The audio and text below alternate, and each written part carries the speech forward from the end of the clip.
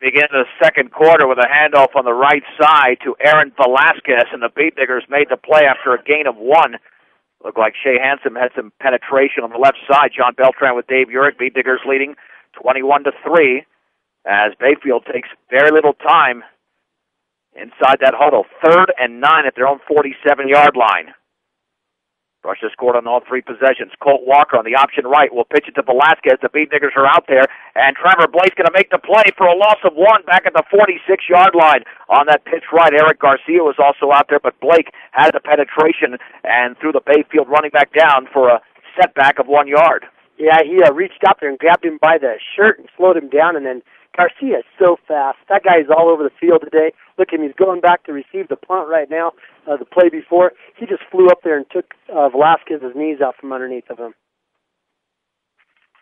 So, Bayfield to punt.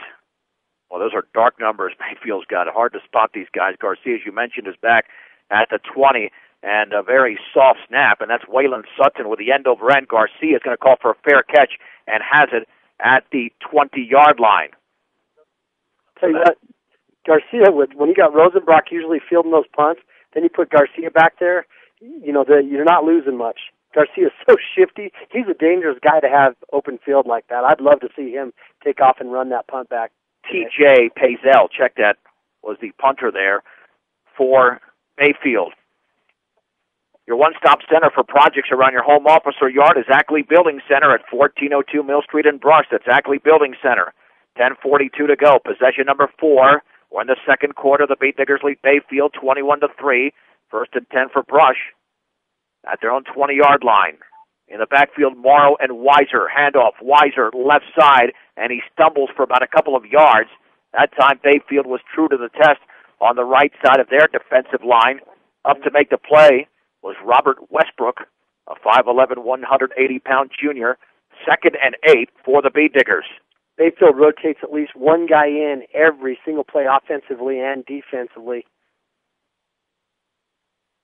Beat Diggers take considerably more time. I shouldn't say considerably, but a little bit more time in the huddle than Bayfield. And holding an 18-point lead, even though we're early on, Beat Diggers could afford to do so. Kukas is in motion to the right. Garcia on the bootleg right has running room to the outside, cuts it back to the 25. He's at the 30-yard line, and he's taken down at the 35. T.J. Pazel made the tackle, but it's a gain of 13 yards and a Brush Beat Diggers first down. That takes Garcia to 91 yards. It was the perfect call on that play because Bayfield was sending their inside linebackers. They were blitzing like crazy.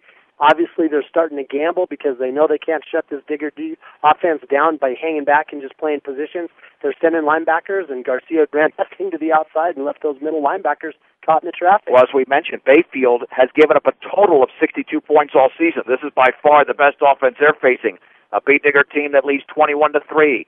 1st and 10 for the 35-yard line. Beat Diggers on their own side of the field. Handoff. Weiser left side across the 40, and he pulls his way across the 45 for a first down before he was grabbed around the ankle at the 47, but it's a gain of 12 for Connor Weiser, and the Beat Diggers have attempted just one pass in the game because that running game is rock solid right now. Weiser's got 64 yards on 9 carries, so almost a 6-yard average. Seawolf got 47 yards on 4 carries, so a little over a 4-yard average.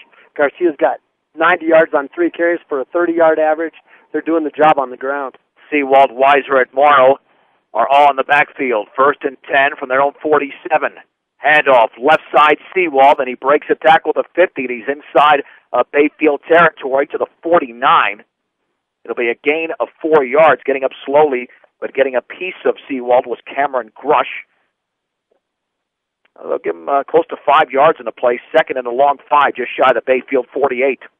Grush still just doing a good job of pounding that offense, just pounding those fullbacks straight ahead. Committed to serving those in production. Ag, Premier Farm Credit, is the gold standard in ag lending. 2nd down and 5 for the Beat Diggers at the Bayfield 48-yard line. Weiser and Morrow now in the backfield. Looks like they're coming on a blitz. Handoff, Weiser, he'll swing it to the outside, running left to the 45, and he stumbles his way for a first down to the 41. There is a flag down, and this could be the first penalty or the second penalty of the game against the Beat Diggers, and it is a hold against Brush. It's throwing behind the play. Again, one of those things Weiser was clear over there by the brush sideline. The flag's in the middle of the field, almost exactly in the middle of the field, and he was thrown at least 5 yards after Weiser was 5 yards past it. So it was one of those plays that may not have been necessary. That's going to cost the Bay Diggers essentially 12 yards for the line of scrimmage. So it'll be second down and 17 to go for Brush at their own 40. The mark to make is the Bayfield 43. 8:25 to go, second quarter in this Class 2A quarterfinal. The Bay Diggers are in the lead by a score of 21-3. Skyler Seawald is the lone setback. 2 receivers out to the left and 2 to the right. Garcia on second and 17 will hand it off to Seawald to the 45-yard line, still running to the 50, and he's down right there at midfield, but the Bay Diggers get 10 yards back, setting up a third down and 7 as Cameron Shablow made the tackle for Bayfield. They try to distract Bayfield with all those wide receivers out there on both sides, and the Wolverines fell for it. Here comes Eric Garcia with play instructions. Like a good neighbor, State Farm agent Greg Mullen is there. Let Greg Mullen work with you to get the discounts you desire and the coverage you need. State Farm agent Greg Mullen. Third and 7 for the Bay Diggers at midfield.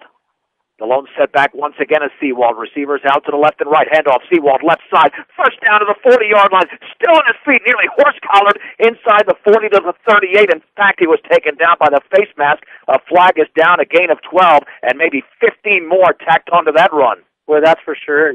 Again, Seawald just followed the blocking, as a trap. And then once he got out there, you saw him use his right hand to lift his right leg up off the ground and kind of do a Heisman stiff arm over 2 Bayfield Wolverines. It is a 15-yarder against the Wolverines. So 12 for Seawald. That amounts to a 27-yard gain after the 12-yard pickup and the 15-yard penalty, which will place the football at the 23. This is Brush's first possession of the second quarter. They were 3 for 3 in the first quarter. We'll recap the scoring coming up momentarily. Eric Garcia, Connor Weiser, and Skyler Seawald all have touchdowns. Seawald the lone setback. First and 10 for the 23. In motion to the right is Morrow. There's the handoff right up the gut to Seawald. He's got a decent gain to the 20-yard line. Pickup of 3 yards. Austin Riley, the 6', 185-pound junior lineman, made the tackle. Second and 7 for Brush. With 6:53 to go in the second, the Bay Diggers up 21-3. That was kind of the same play that Greg Geno had a lot of success with back when he was here, where they faked that fly and then hand that trap off in the middle. Just not a lot of running room that time for Seawald. Now Weiser and Morrow are the setbacks. Kukas is the receiver to the right.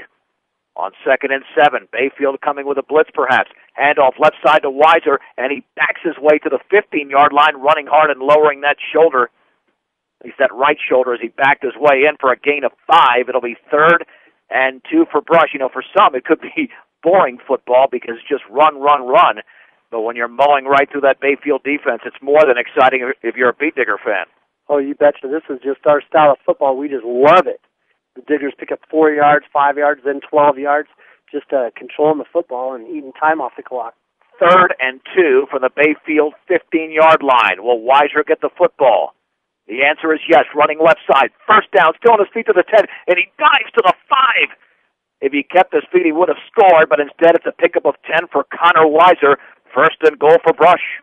Takes Connor to 79 yards. He kind of got shoestring tackled there. There was nobody between him and the end zone because Bayfield's bringing their free safety up. They're starting to pack that box and try to shut this running game down and just not having any luck. Weiser and Morrow remain in the backfield.